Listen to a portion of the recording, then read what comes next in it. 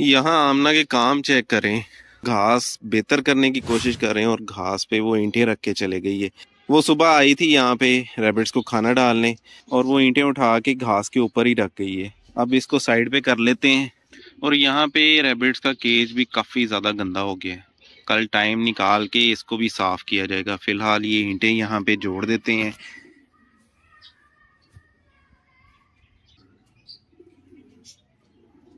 देर घास के ऊपर ईंट पड़ी रही है, उसका निशान पड़ गया। और बाकी मैं देख रहा हूँ कि इस टाइम केज के अंदर बहुत सारी जगहों पर रैबिट्स के बाल पड़े हुए हैं। मुझे लग रहा है कि काफी ज्यादा ये आपस में लड़ रहे हैं। जो हम नया रैबिट लेकर आए हैं वो तो खैर निकलता ही नहीं है बाहर। ये ब्राउन वाली रैबिट उसको बहुत मारती है, ब्लैक वाला बाकियों को बहुत मारता है। और गाइस जिस रैबिट की टांग खराब है वो पता नहीं अब कहाँ पे है। इन सब रैबिट्स को पहले खाना डाल देते हैं और उसको भी देखते हैं कि वो कहाँ पे छुपा हुआ है। सिल्की जी रैबिट्स के खाने पे दावत उड़ा रही है और सारा कुंबा यहाँ पे इकट्ठा होके रैबिट्स के चारे की दावत उड़ाई जा रही है। चलो चलो उधर चलो, अपनी जगह पे उधर जाके खाओ। चलो शाबाश। तो गाइस ये तो मोजी हैं, ये जाने का नाम नहीं ले रही। हम रैबिट्स को उनका चारा डाल देते हैं और उस रैबिट को देख लेते हैं कि वो कहाँ पे छुपा हुआ है। ले जी केज खोला और ये रैबिट साहब इधर बैठे हैं। इसको पहले निकाल लेते हैं, फिर बाकियों को खाना डालते हैं। इस बेचारे की लगता है कि काफ़ी पिटाई हुई है। इसके पीछे से उन्होंने काफ़ी ज़्यादा बाल खींचे हैं और ये काफ़ी ज़्यादा कमज़ोर हुआ है। बिल्कुल ऐसे लग रहा है हड्डियाँ इसकी बाहर निकल आई हैं। ये बहुत ज़्यादा लड़ते हैं आपस में, इसी वजह से हर तरफ इनके बाल बिखरे हुए हैं। 2-3 रैबिट्स अब बहुत ज़्यादा लड़ना शुरू हो गए हैं और सभी को मारते हैं। जो नए रैबिट लेकर आया था वो तो खैर बाहर ही नहीं निकलते इनके डर से। अब फिलहाल इसको तो मैं बाहर ही रहने देता हूँ और इसको दाना भी खिलाता हूँ ताकि इसकी सेहत तो बने। देखें कि किस तरह इसकी हड्डियाँ बाहर आ गई हैं और कुछ दिन पहले इसकी आंख पे इतनी ज़ोर से मारा था कि इसकी ये वाली आंख ही नहीं खुल पा रही थी। तो गाइस अब ये चारा डाल देते हैं। अब ने दूसरा बल्कि वो ब्राउन रैबिट आ चुका है। ये अगर पकड़ा जाएगा तो आज इसको भी बाहर निकालते हैं ताकि ये घूम फिर सके, क्योंकि ये बहुत डरा रहता है। देखें कैसे भाग रहा है। अगर ये काबू आ गया तो इसको आज बाहर निकालेंगे, क्योंकि ये बिल्कुल एंड पे रहता है और ज्यादातर डरा ही रहता है अंदर। गाइस इसको भी मैंने आज पकड़ लिया और बड़ी मुश्किल से पकड़ा है, क्योंकि ये मुसलसल डर के बिल्कुल बिल के अंदर भागती जा रही थी। तो बड़े मुश्किल से पकड़ा है, डरी हुई है। अब इसको खाना खाने देते हैं ताकि ये पेट भर सके। बाकी जितने रैबिट्स हैं वो इसकी अच्छी खासी ठुकाई कर रहे हैं। पता नहीं क्या वजह है कि जब से नए रैबिट्स लेकर आए बहुत ज्यादा आपस में लड़ना शुरू हो गए हैं। तो बाकी सारी चीजों को तो ओपन कर लिया है, लेकिन यहाँ पे एस्ट्रोलॉब को ओपन नहीं किया। और मैं यहाँ पे देखने आया हूँ कि इन्होंने अंडे कितने दिए हैं। और माशाल्लाह अभी तो मुझे एक नजर आ रहा है और वो एक आखिर में पड़ा हुआ है दूसरा अंडा। तो फिलहाल इनको निकाल लेते हैं ताकि ये यहाँ से निकल के बाहर वारागर्दी कर लें, तो फिर इनके अंडे निकालते हैं। मैंने तो मुर्गियों को अब फीड देना शुरू कर दी है, दाना थोड़ा सा कम कर दिया। उसकी मेन रीजन ये है कि क्योंकि गाइस काफी दिन से मैंने एक चीज का ऑर्डर दिया हुआ था और थंबनेल से आपको पता ही चल गया होगा कि क्या चीज है। तो दोस्तों हमारा इंक्यूबेटर आ चुका है और मैं मैक्सिमम कोशिश अब कर रहा हूँ कि मुर्गियां जो है ज्यादा से ज्यादा जो है अंडों पर आए, ताकि हम अपने इंक्यूबेटर को फौरी जो है भर सकें और उनमें से चिक्स निकल सके। आज तो एस्ट्रोलॉब ने हमें 3 एग्स दिए, वैसे वो 2 एग्स दे रही थी। सिल्की भी अंडों पे आई हुई थी और वो अंडे जो है मुसलसल जाया हो रहे थे। तो मैंने कहा कि क्यों ना इंक्यूबेटर मंगवा लिया जाए। मुझे बड़ी उम्मीद थी कि सिल्की हमारे अंडे देंगे, क्योंकि इसने परसों 2 अंडे दिए थे और ना कल इसने अंडा दिया है और ना ही मुझे लगता है कि आज इसने अंडा दिया है। कि हमारे सिल्वर स्प्राइट स्टिल जो है अंडों पे नहीं आ रही, पता नहीं क्या वजह है। इसको इतनी अच्छी डाइट भी दी जा रही है और ये काफी ज्यादा मैच्योर भी हो गई है, लेकिन अभी तक ये अंडों पे नहीं आ सकी। माशाल्लाह ये एक मुर्गा है और 4 मुर्गी हैं। वैसे तो गाइस इसने 1 मंथ पहले 1 अंडा दिया था।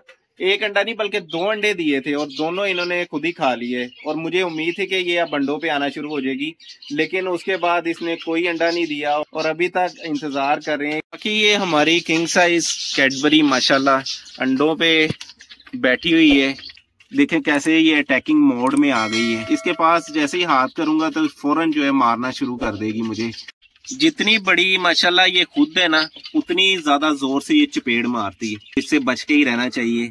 बाकी दोस्तों मैं आपको बताना भूल गया कि हमारा ब्लैक टेल है वो भी अंडों पे आ चुका है और उसने भी 2 अंडे दिए हुए हैं। उसकी भी फीमेल अंडों पे बैठी हुई है। ये अच्छी बच्ची कुछ नहीं कहती, इसको चाहे जो मर्जी कह दें। इसने भी 2 अंडे दिए हुए हैं। कुछ ही दिन के बाद इसमें से बच्चे निकलेंगे। और यहाँ पे ना फ्रिल जो है वो पूरे मूड में है कि उसको बाहर निकाला जाए। इसको अभी बिल्कुल नहीं निकालना। उसकी मेन रीजन ये है कि इसको निकाल दिया तो इसने फुर कर जाना, उड़ जाना है इसने। इसके अभी पर काटे नहीं है और ना इसके पर काटने हैं, क्योंकि अगर इसके पर काट दिए तो सारी इसकी खूबसूरती खत्म हो जानी है। जो ऊपर फ्रिल्स बने हुए हैं वो सारे खत्म हो जाने हैं। इसके बारे में मैंने सोचा था कि सेफ्टी पिन से इसके पर बांधे जाएंगे, लेकिन अभी तक मुझसे सेफ्टी पिन ही नहीं लेके आई जा रही। जब भी जाता हूँ बाजार भूल जाता है और जब मैं यहाँ पे आता हूँ तो फिर याद आता है कि यार सेफ्टी पिन लेकर आनी थी। इसको सेफ्टी पिन बांधेंगे तो फिर इसको बाहर निकालेंगे। वो मेरा छोनू छा पास आ गया है। जब भी इसके पास जाता हूँ तो अक्सर ये मेरे पास आ जाता है। शायद कह रहा हो कि मुझे यहाँ से ना बचा लो इनसे, मुझे यहाँ पे बहुत ज़्यादा मारते हैं। तो इसको केज से बाहर भी नहीं निकाला जा सकता। अगर इसको केज से बाहर निकालेंगे तो कहाँ पे रखेंगे? किसी और केज में रखेंगे तो वहाँ पे भी इसकी पिटाई होगी। तो फिलहाल इसको इसी केज में रखते हैं और केज को कुछ सोचते हैं कि थोड़ा बड़ा किया जाए ताकि इनकी थोड़ी लड़ाई तो कम हो यहाँ पे। बाकी तो अक्सर केजेस में काफ़ी ज़्यादा चीज़ों ने अंडे दे दिए हैं। सोए चंद एक केजीज के, और उन केजीज में एक ये भी केज है। ये है सेंटिनेंट का पेयर और सबसे पहली बाइंग थी हमारी। इतनी देर हो गई है इस पेयर को लेकर आए हुए और स्टिल एग्स पे नहीं आई। पता नहीं इसको कौन सा हकीमी कुश्ता दूं कि ये एग्स देना शुरू कर दे। जब इसको लेकर आए थे तो उस भाई साहब ने कहा था कि भाई ये जाते सारी आपके पास अंडे देंगे। मुझे भी वैसे बड़ा उम्मीद थी इससे कि ये यहाँ पे आते सारी एग देगी, और थोड़ी सी गलती ये हुई है कि जब एग्स लेइंग के करीब करीब थे तो उस दौरान गोल्डन सब्राइड ने एग दिया। वो एग मैंने इनके नीचे हैच करने के लिए रख दिया था। ना तो वो एग हैच हो सके और ना ये अभी तक एग्स पे आई हैं। मैंने कहा यहाँ पे जाके देखूं कि गैस्टीरिया के हालात क्या चल रहे हैं, कहीं इन पे ब्लैक स्पॉट तो नहीं आना शुरू हुआ। क्योंकि सर्दियाँ जैसे ही आती हैं और कोहरा पड़ना शुरू होता है तो गैस्टीरिया को फ़ौरन ग्रीन हाउस में करना होता है। तो फ़िलहाल तो मैं इनको देख रहा हूँ कि क्या हालात चल रहे हैं, कि कहीं किसी पे ब्लैक स्पॉट तो नहीं आना शुरू हुआ। इनको रीपोर्टिंग की ज़रूरत है, लेकिन अभी क्योंकि सर्दी जा रही है तो अभी तो नहीं करेंगे। देख रहा हूँ मैं माशाल्लाह काफ़ी हद तक बेहतर है। और सिर्फ एक प्लांट के यहाँ पे आया है ब्लैक स्पॉट, ये सर्दी की वजह से। और ये शुरू के दिनों में जैसे ही सर्दी एकदम बढ़ी थी, बारिश भी हुई थी, उसके फौरन बाद इसके ऊपर ब्लैक स्पॉट आया। क्योंकि मैं इसको मॉनिटर कर रहा था कि कहीं गैस्टीरिया प्लांट ख़राब तो नहीं होने शुरू हुए, लेकिन अल्हम्दुलिल्लाह बचत है। इसको फौरन कवर करना पड़ेगा जैसे ही थोड़ी सी सर्दी बढ़ती है। सर्दी की वजह से वेरिगेशन कुछ पौधों की अच्छी होनी शुरू हुई है, जैसे कि ये है। कुछ और भी आर्मस्ट्रॉन्गी के पौधे हैं, रियल आर्मस्ट्रॉन्गी पड़ा हुआ है, और भी कुछ वैरायटीज़ हैं। ये सारी सीडलिंग थी, लेकिन गाइस थोड़ी सी सुस्ती हो रही है। इनको कुछ दिन के बाद फौरी ग्रीन हाउस में करना पड़ेगा, वरना ये ब्लैक स्पॉट से भर जाएंगे। बाकी जब चकोर को ओपन किया था तो यहाँ पे कहीं वो आई है, चकोर आई है, ये एस्ट्रोलॉब मुर्गियाँ आई हैं, और यहाँ पे वेरीगेटेड गैस्टीरिया के सीडलिंग पड़ी हुई थी, और ये देखिए उन्होंने गिरा दी है। तो अभी मैंने इसको उठा के और दोबारा रीपॉट करके इधर रख दिया है। ना सिर्फ इन्होंने गिराई थी, ये आप देख सकते हैं इन्होंने खाई भी है यहाँ से। ये एक पौधा नहीं है, यहाँ पे एक और पौधा था जिसको उन्होंने जिसके लीफ को खाया था, जैसे ये एक लीफ खाया हुआ है। और ये वाला पौधा तो इन्होंने इस साइड वाले सारे लीफ खा लिए थे। इसी वजह से गाइस जब भी मैं ओपन करता हूँ तो बहुत ज़्यादा नज़र रखता हूँ कि ये उस साइड पे तो नहीं जा रहे जहाँ पे नाजुक पौधे पड़े हुए हैं, और ये कहीं ख़राब तो नहीं कर रहे। यहाँ पे अगर बिल्ली का डर ना हो तो बंदा रैबिट्स को ना ओपन छोड़ देता है, लेकिन मसला ये है कि यहाँ पे बिल्ली आ जाती है और बिल्ली फिर इनको मारती है। तो इसी वजह से फिर मैं इनको बहुत कम ओपन करता हूँ। अब ये इसको ओपन किया हुआ है, अब ये मजाल है कि हाथ आए। ये भी एक मसला है कि भाई इनको ओपन कर दें तो फिर ये हाथ नहीं आते। जैसे जैसे मैं आगे की तरफ जा रहा हूँ ये आगे आगे ही भागती जा रही है। अब पता नहीं इसको कैसे पकड़ना है। बाकी आज का दिन भी सारा गुजर गया और मजाल है कि माली आया हो, और ये पौधा हमारा 3 दिन से ऐसे का ऐसे ही पड़ा होगा है। ऐसी बात नहीं है कि मुझे लगाना नहीं आता या मुझसे लगेगा नहीं। एक काम है, जिस काम के लिए एक बंदे को हायर किया हुआ है वो काम करके जाए। तो गाइज अब शाम हो चुकी है और अब इन सब चीज़ों को अंदर करते हैं। रैबिट भी वो बैठा हुआ है, उसको भी अंदर डालते हैं। सब चीज़ों को उनके केजीज में कर दिया है और सब केजीज बंद कर दिए और केजीज को कवर भी कर दिया ताकि सारी चीज़ ठंड से बच सकें। तो अब इन एग्स को लेके चलते हैं और जाके रखते हैं इनक्यूबेटर में।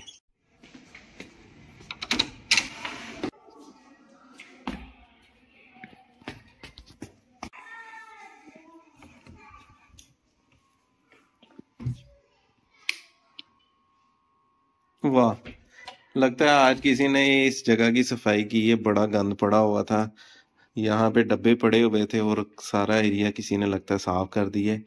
बहरहाल दोस्तों, ये है हमारा इनक्यूबेटर। ये मैंने ऑनलाइन परचेज किया है क्योंकि मैंने यहाँ पे भी सारी मार्केट घूम के देख ली। इस लेवल का और इस क्वालिटी का इनक्यूबेटर यहाँ पे अवेलेबल नहीं था। तो फिर मैंने सोचा कि भाई ऑनलाइन ही बाय कर लेते हैं। बस ये डर था कि कहीं स्कैम ना हो जाए। वैसे एक बात है कि बनाने वाले ने बहुत ही बेहतरीन चीज बनाई है और उसने हर चीज का ख्याल रखा है।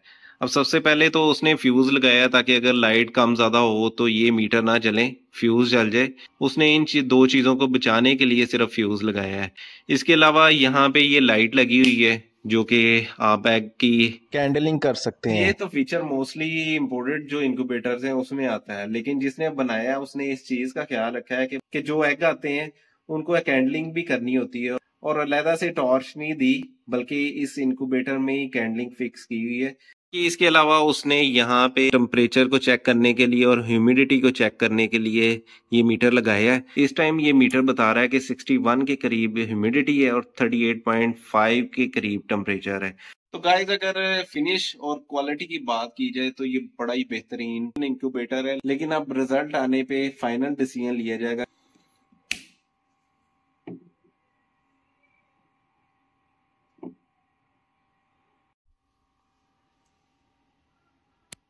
तो गाइज, इसके ऊपर डेट ब्लैक लिखा है, इससे मुझे अंदाजा हो जाएगा कि ये ऑस्ट्रेलोप का अंडा है। और अब इसके अंदर रख देते हैं। बाकी दोस्तों, जैसे जैसे अंडे आते जाएंगे वैसे वैसे इस इनक्यूबेटर में रखते जाएंगे। फर्स्ट बैच का रिजल्ट देख लें, नेक्स्ट जो बैच लगाएंगे वो इंशाल्लाह कोई मजीद अच्छी और फैंसी एग्स मंगवा के तो वो इन पे लगाए जाएंगे। तो दोस्तों, इस वीडियो को करते हैं यहीं पे खत्म। उम्मीद है कि ये वीडियो आपको अच्छी लगी होगी। वीडियो अच्छी लगे तो लाइक जरूर कीजिएगा। मेरे चैनल एक्सोटिक प्लांट्स एंड पेट को सब्सक्राइब भी कीजिएगा। अपना और अपने इर्द गिर्द लोगों का ख्याल रखिएगा। अल्लाह हाफिज। अंडों की मौज है भाई, सर्दियों में खूब गर्म रहेंगे।